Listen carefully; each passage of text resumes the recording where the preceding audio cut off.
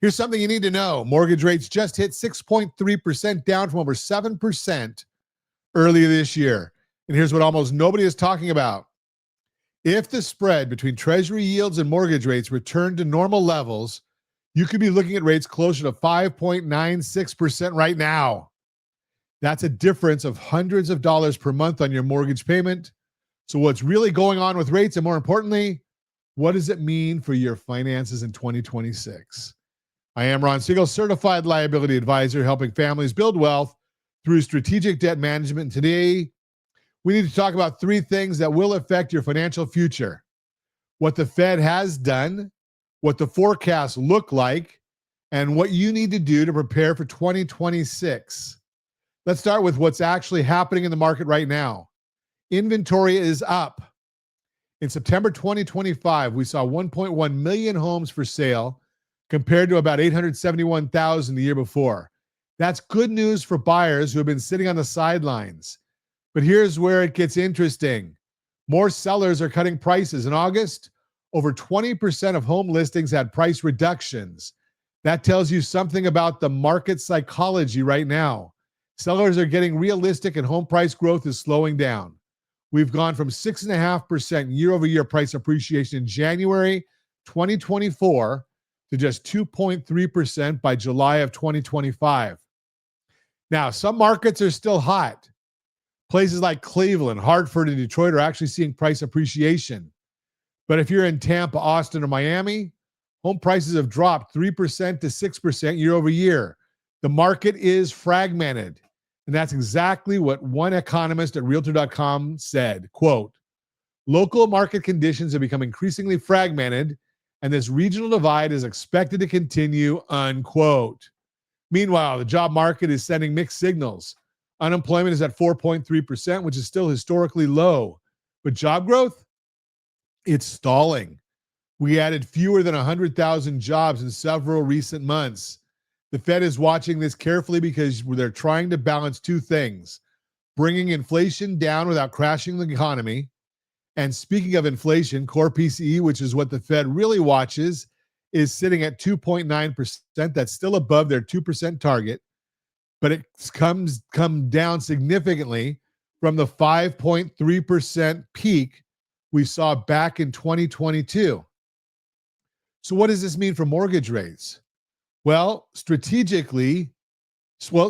beats rate always, but let's talk about where rates are headed because it matters for your overall financial planning. Right now, the 30-year mortgage rate is at 6.3%. The three major forecasters, Fannie Mae, MBA, and Wells Fargo, all predict rates will continue to drift down. By the end of 2026, forecasts range from 5.9 to 6.4. That's not the 3% interest rates we saw during the pandemic, but it's a meaningful improvement from the 7% we saw last year. Here's something most people don't understand. Mortgage rates are determined by two things. First, the 10-year Treasury yield, which is currently at 4.2%. Second, the spread above that yield, which is currently 2.1%. Historically, that spread averaged 1.76%. If we got back to that normal spread today, mortgage rates would be 5.96% instead of 6.3%. That difference might not sound like much, but on a $500,000 mortgage, it's about $100 a month or $36,000 over the life of the loan. The 10-year Treasury yield is forecast to come down as the Fed continues to cut rates. And if the spread normalizes, we could see rates in the high fives by late 2026. Now, what does this mean for buyer demand? When rates were above 7%, buyer demand was weak. Between 6.5% and 7%, it's limited. Between 6 and 6.5%, demand is good. Below 6%, that's when we see strong buyer activity. We're right on the edge of that now. Looking ahead to 2026, here's what the data tells us. Home prices are expected to continue appreciating just at a slower pace. The consensus forecast shows cumulative home price growth of 4.9% to 25.8% between 2025 and 2029, depending on which quartile of economists you believe. Even the most pessimistic forecasts show modest appreciation. Total home sales are expected to rise from 4.75 million in 2024 4.8 million in 2025, and up to 5.26 million in 2026.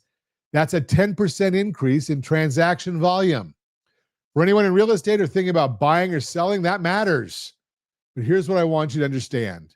The conversations you start today set the stage for your success in 2026.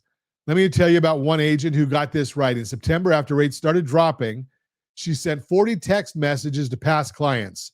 Those turned into 18 conversations, which became 7 client appointments, and she's already got 1 contract. Why? Because she explained what's happening with rates and helped people understand their options. One family she worked with saw their monthly payment drop by $290 in just 4 months as rates came down. That's real money back in their household budget every single month. So what does this mean for you? First, if you're carrying high interest debt, credit cards at 18, 24, 30%, and you have equity in your home, now might be the time to look at repositioning that debt. Remember, it's not just about your mortgage rate. It's about your household blended interest rate. What's the weighted average of all your debt? That's what really matters for your cash flow. Second, if you've been sitting on the sidelines waiting to buy or sell, the data suggests 2026 could be a good year. More inventory, moderating prices in many markets, and lower rates make for better conditions than we've seen in years. Third, and this is important, don't just focus on mortgage rate. Focus on the total cost of home ownership and how it fits into your overall financial strategy.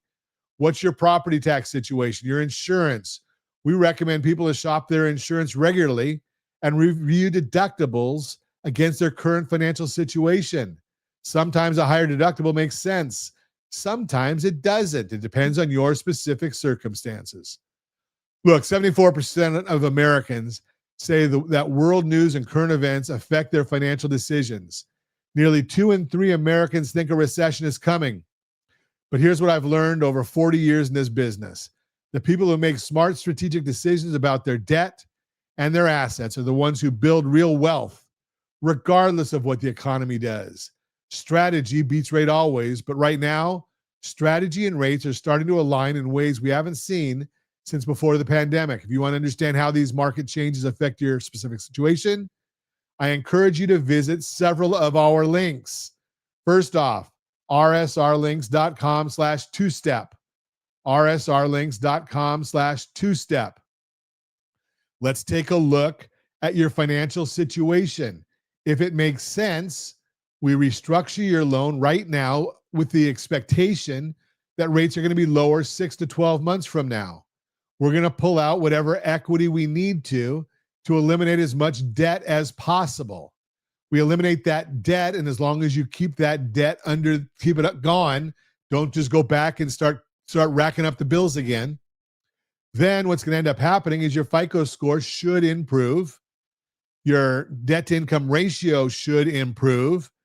So your mortgage rate, with rates coming down, should be better in 6 to 12 months.